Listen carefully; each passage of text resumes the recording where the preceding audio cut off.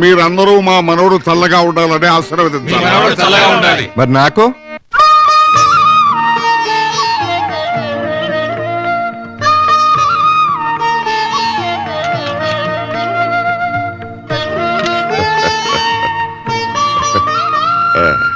రాబాబు,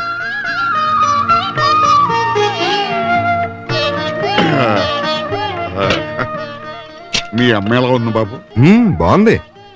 నీవన్నీ మా జానకి పోలికలే.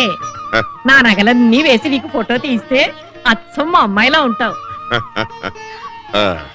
ఇదిగో బాబు, మీ అమ్మ మా గురించి ఏమైనా చెప్పిందా బాబు?